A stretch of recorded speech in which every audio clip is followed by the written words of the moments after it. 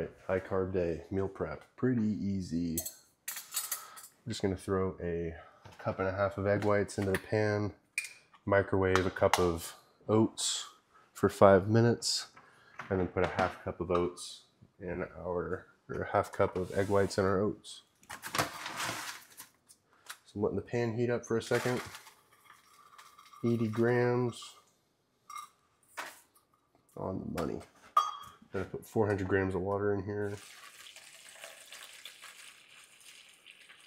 You can smell the stove is starting to heat up. So I better get some food in here real quick before it ruins the pan. So 5 minutes for the oats.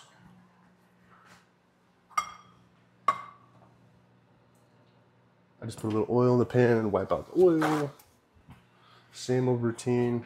Got down to 239 for 3 consecutive days last week. So I'd say that's a pretty good settling point. It's about 3 pounds lost last week. So this week we're starting at 242. I went up over the weekend. Usually gain weight on my days off, even if I eat less and I'm less active. It's just my body likes to burn the calories on the days I'm active, and the days I'm not, it holds a lot of weight. Totally normal though. It's a high carb day today, so we got 300 grams of rice to add to our salads. I'm gonna take the romaine lettuce out of the salads, otherwise the food's volume is just way too high. I'll put a little bit of romaine lettuce in there just to give it some pizzazz, but it'll mostly be a rice bowl this week for my high carb days. And then less rice for my low carb days, my medium carb days, and my low carb days. I get no rice, so it'll just be tortillas. So now I got like 3 different versions of the days. So I do have to be more like aware of what I'm eating each day. Otherwise, I may not have everything. So I'm gonna let this cook a little bit. I'm gonna cut up some chicken, 4.5 ounces. I'm gonna put an onion. I'll put some tomatoes, cheese, and Dijon mustard, and I'll start the video back up whenever we're closer to being done. All right, so we got all the ingredients prepared. Omelette's cooking up just right.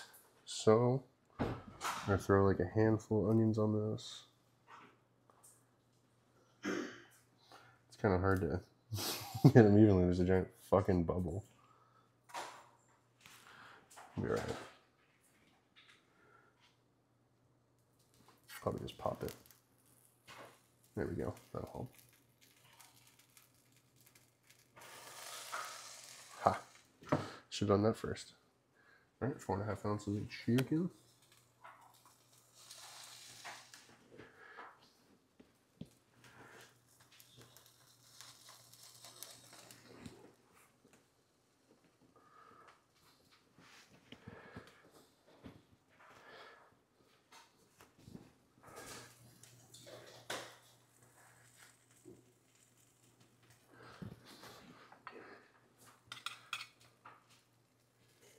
Put some tomatoes on here. I never know when to put the tomatoes on, earlier or later, but I just figure it out.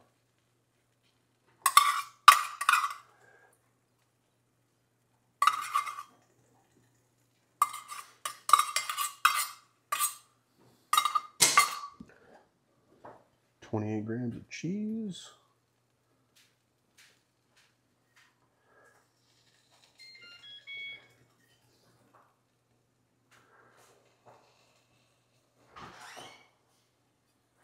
And then this pan didn't come with a lid, unfortunately, so makeshift steam for the cheese. And then we just gotta add egg whites to the oats. Yep. Gonna whisk those ingredients in. There it is. All right, so we're gonna whisk. Do the little eggs around. I'm trying to figure out how to make these videos a little faster, so I figured I'd gather the ingredients, prepare them, and then, you know, cook them all at once. Maybe it's faster. So 3 minutes for the last part of the eggs and the oats. And all I got to do is add some Dijon mustard and some seasoning. So let's add the seasoning now. Looks like it's a good time. Just don't want to do it while the eggs are a little sticky so they can grab the seasoning. Black pepper, garlic, love me some garlic. We're gonna put some dill weed on everything. Love dill weed.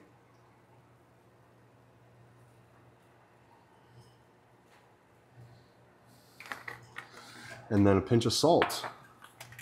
And that'll bring her home.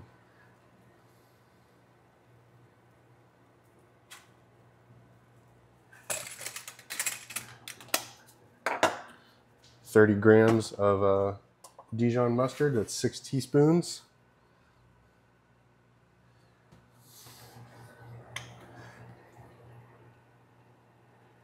This seems really weird, but it's actually quite good. I'm not far enough into the diet to have like a really weird palate like you usually get when you're dieting really hard. All right, so we're just gonna let that finish for a second. I'll fold it over in just a moment. We'll reveal and see what the other side looks like. And I'll reveal in just a moment. All right, so the oats just finished. Just flip the omelet. So we're gonna add a little water to the oats. And we're gonna put 14 grams of cocoa powder, some sweetener from Sucralose, it's my preferred sweetener, and 2 teaspoons of espresso powder. Espresso powder and chocolate go really well together, in case you hadn't tried. It is a solid, solid combo.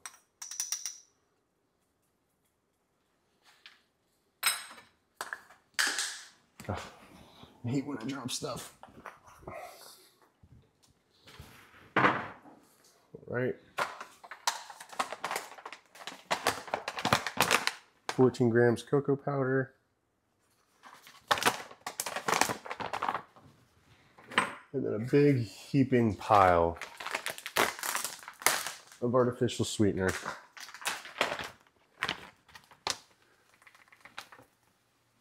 They say this stuff's sweeter than sugar, but it doesn't taste sweeter than sugar.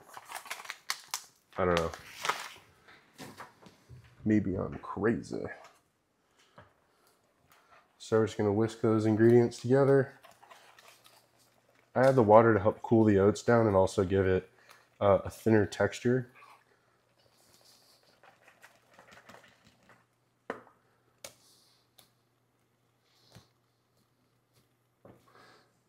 All right, so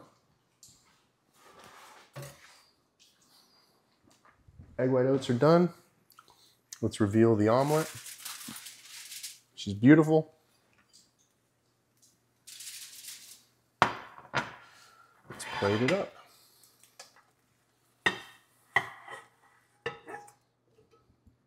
It really kills to have a quality nonstick pan.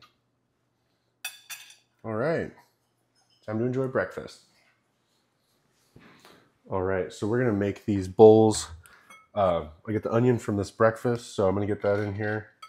You can saute vegetables on a nonstick pan, so that way you don't have to use oil and add calories to your food.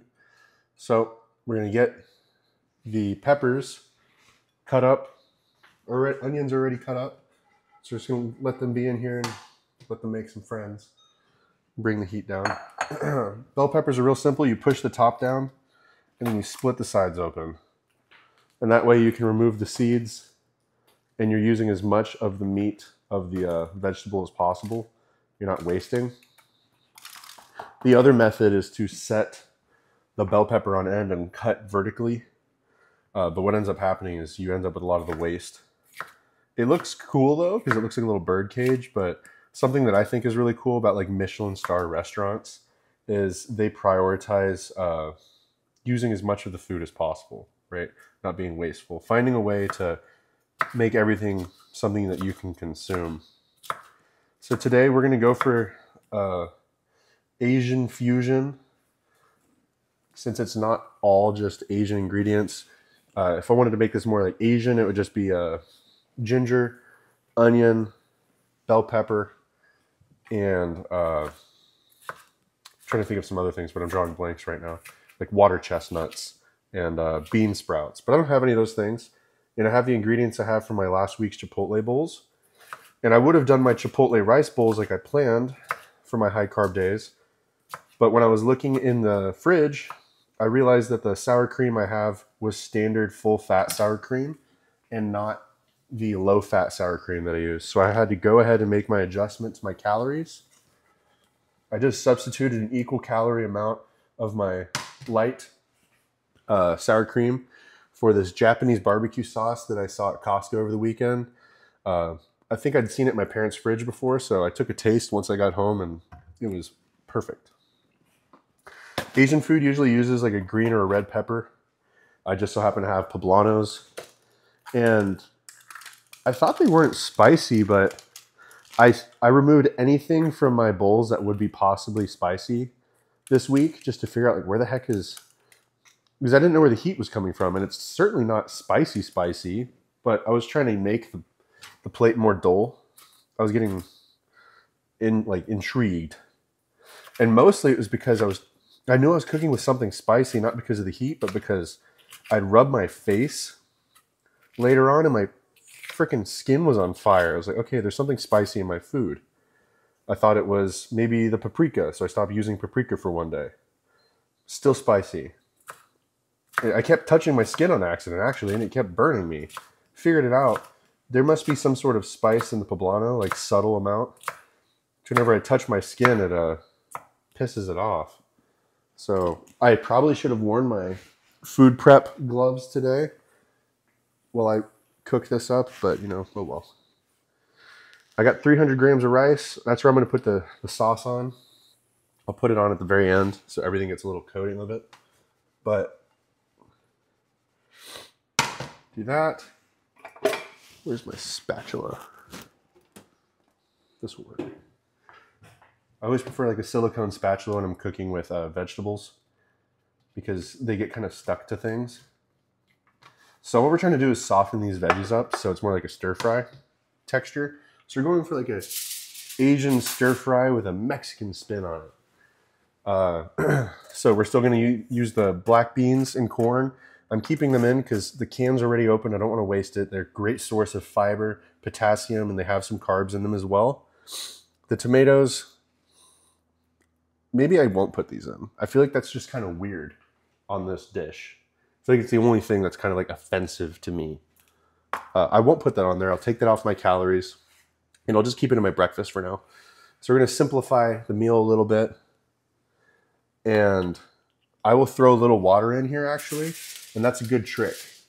If you put a little water in the pan, it can help soften your veggies up a little faster, and I'm talking like that much. That's all you need. And you cover it, let it kind of steam itself, and it'll soften the veggies up. All right, so I'll start the video back up when I have my 300 grams of rice distributed over 3 Tupperware, and I'll have everything a little bit closer to being done. All right, so I cooked the vegetables until they were soft and all the onions are translucent. I threw a teaspoon of ginger to get that Asian flavor with garlic and crushed black pepper. I got 62 grams of corn in each and then 61 grams of black beans in each just to go ahead and get those distributed. Since carbs are protein sparing, you don't need to have an excess of protein intake if you're eating a lot of carbs in order to prevent muscle loss. Also, if you're trying to diet and grow, you should eat a large amount of protein because that's what your muscles are made out of. But you don't need to eat 500 grams and prioritize that because you might not get enough carbs in order to facilitate growth as well. You need a nice balance. So I do 4.5 ounces of chicken on my high carb days because I have about 600 grams of carbs.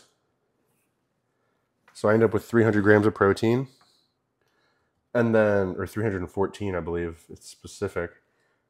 And on my low carb days, it's like 330 grams of protein. Most people recommend about 1.2 times your body weight if you're dieting and you're trying to prevent muscle loss in the diet. And especially the leaner you get, the easier it is for your body to just decide to use protein or the muscle protein as fuel rather than the carbs or fats on your body. Carbs stored in the muscle and fats stored on your body.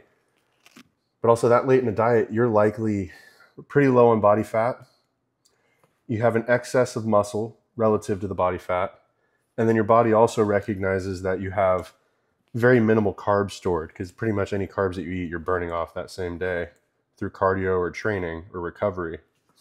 So your body will start to decide like, hey, you know, burning that muscle looks like a really good idea. So to prevent that protein turnover from causing muscle loss, you usually want to eat a large amount of protein. Science will usually say like 0.5 gram per pound is sufficient to maintain muscle mass or body mass, which I've definitely done low protein, but I just don't feel like I can recover well from training when I do that low of protein. I really feel like I need the extra protein to recover well. And I feel stronger. Maybe it's more placebo than anything, I think. But we are going to distribute the cooked veggies over each plate now. And because I'm eating the carbs, I'm getting fiber, and material for digestion from the rice. So I'm not eating the large amount of romaine lettuce that I normally would. And I usually use that to just keep the volume of the meal consistent from day to day. Because if I go from eating really big meals and then my low carb days feel like I'm eating nothing, that's very mentally taxing. You're like, man, I'm so hungry. My stomach's always empty.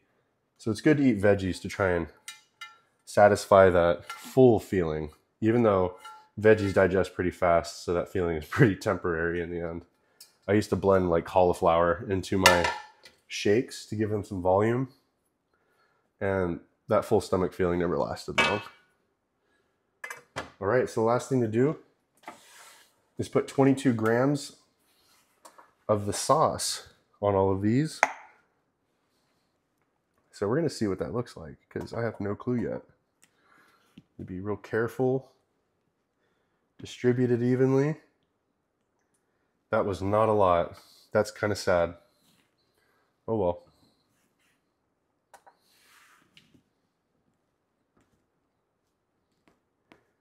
Maybe I need to mix this with like a water. Kind of thin it out a little bit. I mean, it doesn't look terrible, but I just know the rice is going to be plain at the bottom.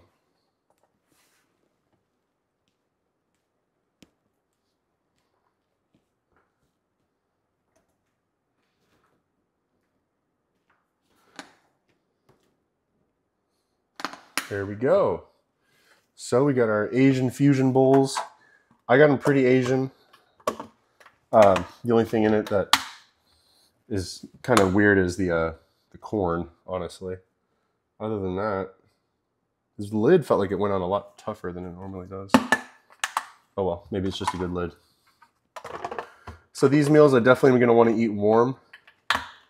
And most of it is just kind of warm.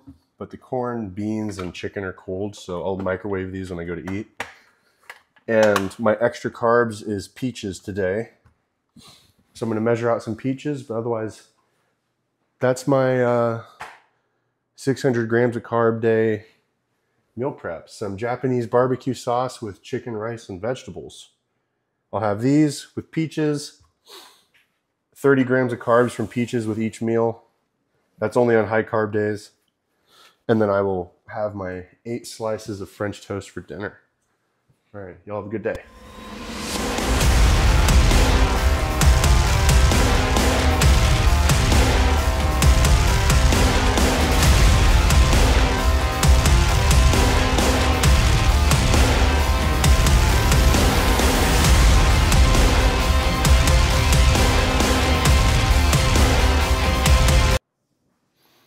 It's the last meal of the day. We got the French toast. 25 grams of protein from 1 cup of egg whites with vanilla bean paste, ground cinnamon, cardamom, and then top it with Walden Farms syrup. Sweeten it with Wanda. I'm still paranoid about the stuff getting stuck to the pan, so I always put oil on it and just wipe it all off. I don't even know if it makes any difference, but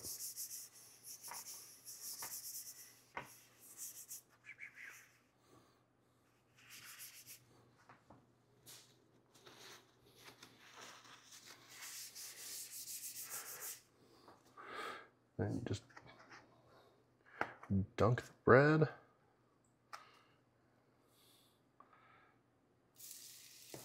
Toss it on.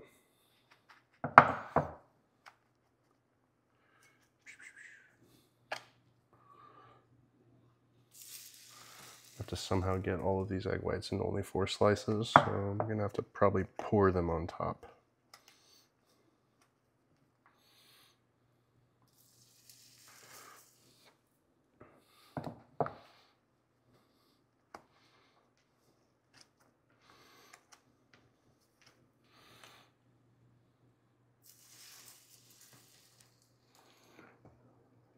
And then cinnamon never mixes with liquids, so I always sprinkle it on the top right at the end.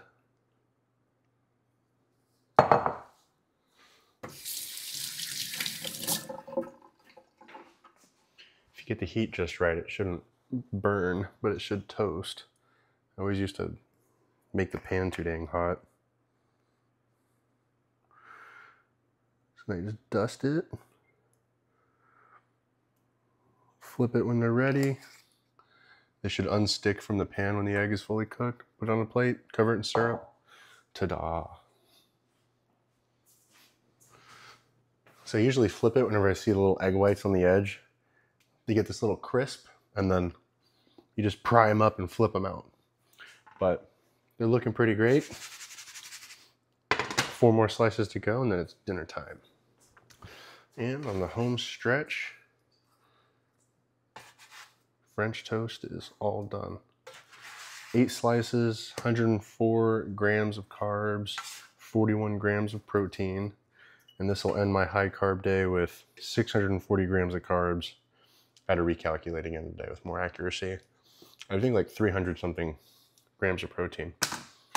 I'll try and copy and paste all of it into the description, but just top it with syrup and boom shakalaka. Egg white French toast.